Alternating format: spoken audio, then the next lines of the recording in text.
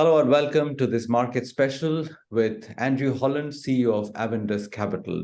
Andrew, great to see you again. And the obvious starting point of our discussion has to be what's going on with the US debt ceiling and this brinksmanship towards the end. Do you think all will be well finally, or are we heading for some kind of a crisis? I think, Udayan, I think all will be well. I think if it wasn't, then we'd see it being played out in the bond markets, because obviously that would have a big impact on the credit rating of the US, and of course the currency, would be depreciating very sharply if that was the case. So I think it's just the everyone trying to get a piece of something before they get to the end result, which will be some kind of help towards raising the debt ceiling. That will have to happen, otherwise it's the risk is just too high for failure there. So I just think, as you said, it's more brinkmanship. It's nothing more than that. Yeah, just for the sake of hypothesis, let's examine both the scenarios. The more likely scenario that a deal will be struck at the last minute. Do you think that's in the price for equities right now, or do you expect a relief rally there? And conversely, if something does not work out, which is a very low probability, what's the extent of the downside? Yeah, I don't think the market's taken into account anything but success, right? So I don't think the market's playing, so I don't see there being a big relief rally in that respect, because the market's not expecting anything, to be negative. But if the negative was to happen, then obviously, you would see bond yields rising, and you would see the dollar falling. And that would have implications for global markets, especially emerging markets as well. So it wouldn't be good news, because then we'll start talking about the dollar as a safe haven, as a leading currency. So I don't think that's on the cards. But as you say, there's a very low probability. If it was to happen, then obviously all markets would fall from here very sharply. What's the general mood on emerging markets you sense, Andrew? Because, there's been a very good comeback with FII flows into India. I hear that it's reflected in other regions as well. Do you think this was just an unwinding of the very, very tactically underweight position earlier, or is it something more than that?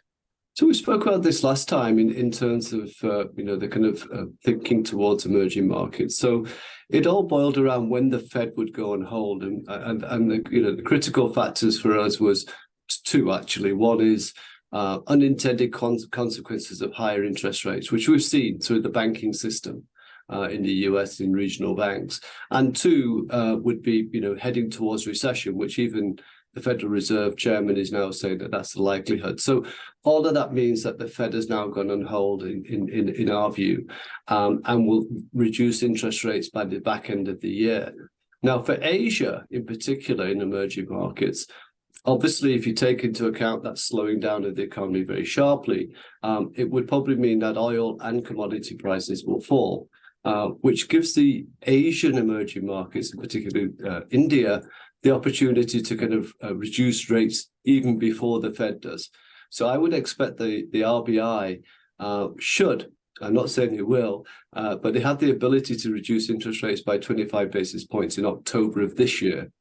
So when investors look through this and say, okay, we know we're going to recession, but we'll look through the recovery because interest rates will fall, emerging markets is still where you're getting growth, so we want to go there.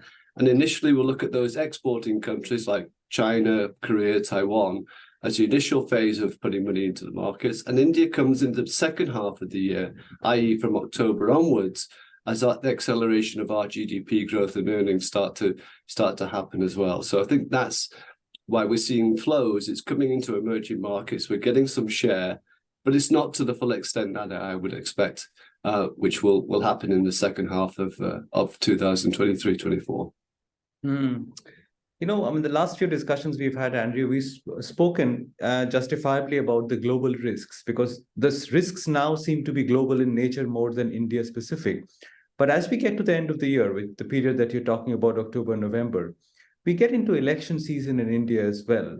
There was an election result in Karnataka this week, as you know. But do you think elections are a risk for the market or some kind of a trigger which the market will respond to as we wade into 2024? Or do you think global factors will continue to dominate the discourse? So I think before we get to May of next year, and I think there is a couple of risks, both for India, internally and kind of externally. And I think the external risk is, with interest rates having been risen by another 25 basis points recently, and the fact that there's a lot of there's a credit crunch going on within the banking system in the US, that's like adding another 50 basis points to your interest rates. Effectively. Now, if this spreads from the banking sector to the commercial real estate sector, mortgage market, that's a very big problem for global markets. It hasn't happened yet, but it's an unintended consequence of what could happen. And I don't know if you remember 4 or 5 months ago, I can't remember which fund it was. There's a couple of property funds who had to stop redemptions because of obviously people trying to redeem. So that maybe was a kind of a trail of what might happen if it starts to go to the commercial real estate. So that's one risk. El Nino obviously is a risk for India because that would obviously push up inflation significantly, and that might just put the RBI on a pause for longer than I would hope for. So those are the two risks. So before we get to the elections, I think those are the two things to watch out for. With the elections, I think it's a little bit early to call it now, but obviously, with the Karnataka election results, I think everyone's saying, and maybe rightly so, that state elections are different than national elections. So nothing to worry about so far. So what do you expect the market to do now, Andrew? Because it's been a very smart comeback from the Nifty levels of sub 17,000 all the way to 18,500. From here on, though, do you see the market making significant progress, or do you think the easy money has been made for 2023? I think for this calendar year, yes, probably we're going to keep in a range, and it's going to be volatile because of some of the risks we talked about. I also think that you've actually made more money below the Nifty in terms of the themes that you might have played, and I think that will continue. But let me put it this way: I think the Nifty could be hitting 20,000 by March of next year, which is about another 10% from here. But I think themes underneath the Nifty will actually do a lot better. So I think that's the way I would think. I'm not kind of saying that the index is going to shoot up, but if you're thinking about interest rates coming down in October in the RBI, then the banking sector would obviously be a theme that you continue to play. How much of it is already played out, Andrew? Because, the stocks like ICICI Bank have really delivered great returns. Where would you put your bets in the financial space? Is it backing the same horses which have delivered, or some of the ignored ones like the HDFC twins, which are now a big entity on their own, merged entity? What are the best places to play the banking theme in?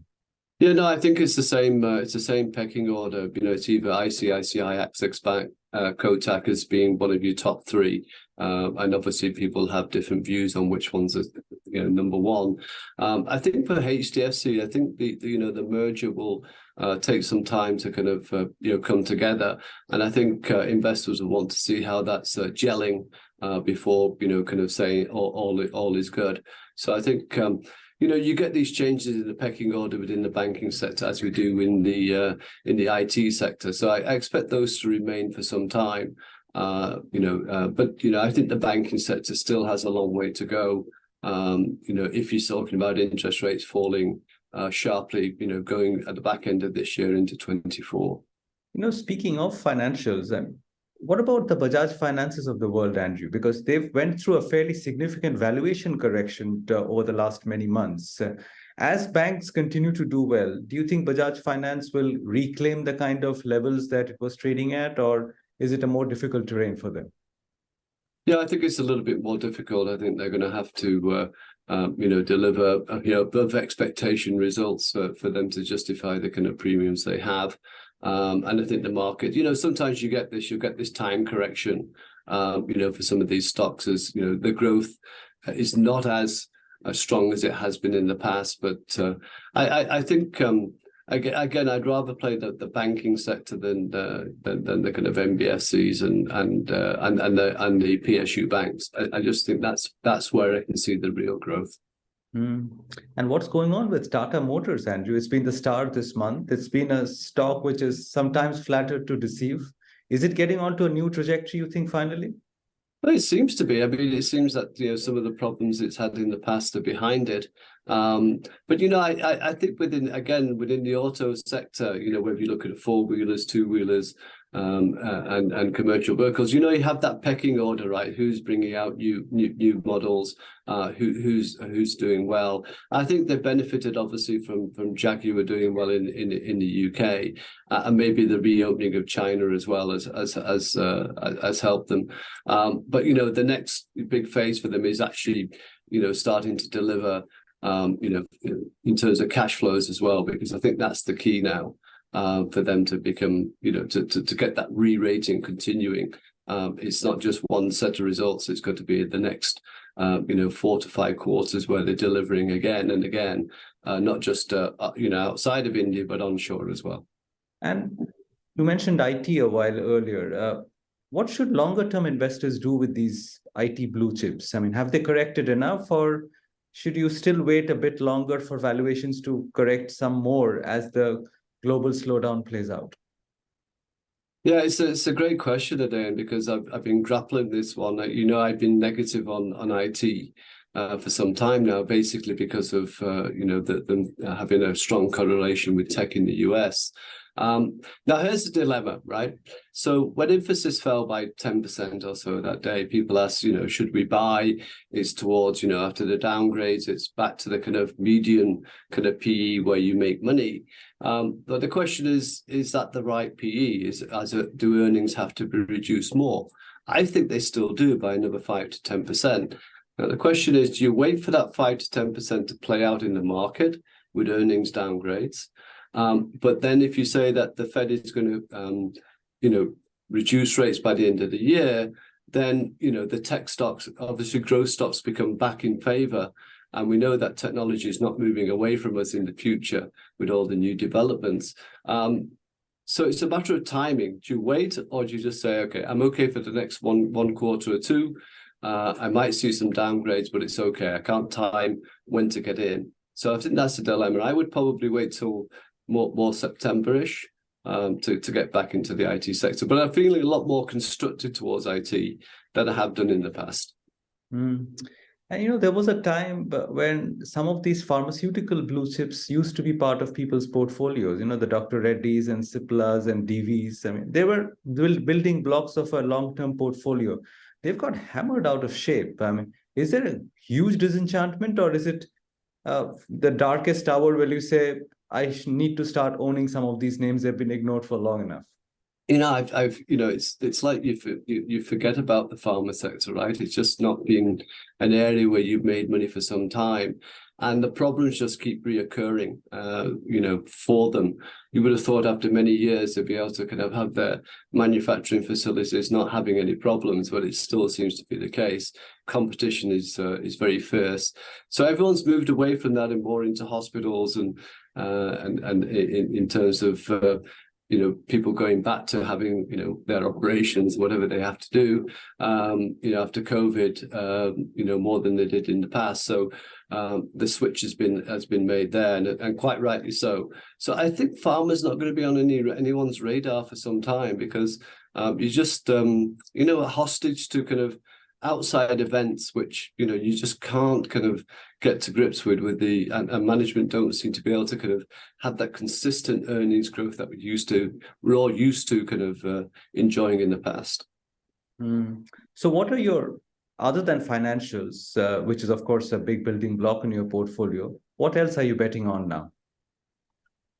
So we haven't really changed too much. We still think, obviously, from a global and local perspective, defense and renewable spending is going to continue, very significantly over the next, how many ever years, but at least the next 5 years. Unfortunately, on the defense side, it's difficult to find stocks because it's very lumpy in terms of orders. You're never quite sure when they're going to be given. So that's two sectors which we think will continue to do well. We still like the hotel sector and the airline sector because of all the travel, which I'm sure you know about as well. It's difficult to get hotel rooms. Actually, it's difficult to get good priced hotel rooms and airfares these days. I think that the new sector that we picked up is the beverage sector. Not just alcohol, it's soft drinks as well, where we think everyone's moving up the kind of premium brand towards more premium brands. Premiumization of the sector is starting to happen, and we think that's going to continue. So I think that's a good sector to be in the long term as well. Mm. And if I were to ask you, what are the chances of the market going back and revisiting the lows of this year from where it's had this very smart bounce back? What kind of probability would you attach to it? I'd say it's the probability of unintended consequences in the kind of commercial real estate in the US, which worries me the most, and that I would say is a good 40 to 50% chance of happening, because of the recent interest rate hike. I think the Fed made a mistake by doing that last hike, to be honest, and I think it could rue the day that it did it, because I think there's going to be problems spreading across the banking sector into the commercial real estate. And unlike with the banking system, you can the Fed can come in and get people to bail it out. With commercial real estate, I don't think you can. So they can ease, but they can't stop those problems. So that would be the main factor which would bring markets down, to my mind. Andrew, always a pleasure talking to you. Thank you very much for your time today. Thank you. If you like the video, do like, comment, share and subscribe.